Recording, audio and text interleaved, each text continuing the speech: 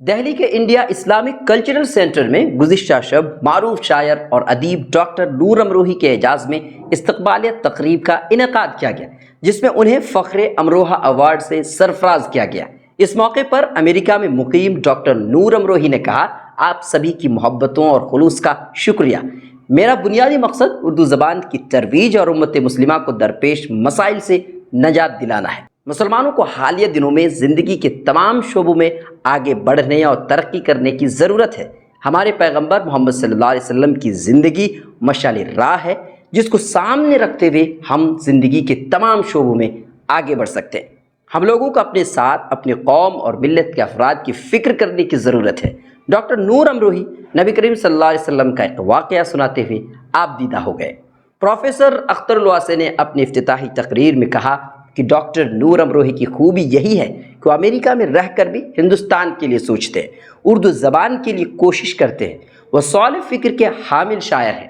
تقریب کی صدارت کر رہے مفتی عفان منصور پوری نے کہا، شاعری کے لیے اہم وصف ہے ایک وزن کا درست ہونا اور دوسرا تخیل کا بلند ہونا، اور ڈاکٹر امروہی کی شاعری میں یہ دونوں چیزیں نمایاں طور پر موجود ہیں۔ وہ ہمارے علاقے کی شان ہے اور ہم سبھی کو ان پر فخر ہے۔ علاوہ ازیں ڈاکٹر ولی محسن سابق ڈاکٹر صدر جمہوریہ، سراج الدین قریشی صدر India Islamic cultural centre, doctor Syed Farooq, حکیم Siraj uddin Hashmi, professor Damini Sharma, Shams Tabrez Qasmi, chief editor Millat Times, محترمہ رضوانہ مشتاق، نگار عظیم، صدر بنات چشمہ فاروقی سمیت متعدد شخصیات وہاں موجود تھیں۔ ایوارڈ میں مومنٹو، شال اور سپاس نامہ پیش کیا گیا۔ اس موقع پر ایک دوسرا ایوارڈ اردو ہندی ایکتا کمیٹی کی طرف سے بھی ڈاکٹر نور امروہی کو سرفراز کیا گیا۔ آخر میں امروہہ فاؤنڈیشن کے سربراہ اور پروگرام کے کنوینر فرمان حیدر نے تمام مہمانوں کا شکریہ ادا کیا۔ قبل ازیں قرآن کریم کی تلاوت سے تقریب کا آغاز ہوا۔ ڈاکٹر نور امروہی بھارت کے مشہور ضلع امروہہ سے تعلق رکھتے ہیں اور امریکہ میں گزشتہ کئی سالوں سے مقیم ہیں۔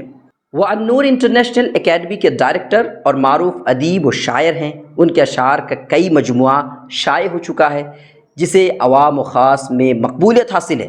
ان کی شخصیت اور شاعری پر سینکڑوں مقالے شائع ہو چکے ہیں۔ ان کی شخصیت پر کئی کتابیں شائع ہو چکی ہیں اور ڈاکومنٹری ویڈیوز بھی بن چکی ہیں۔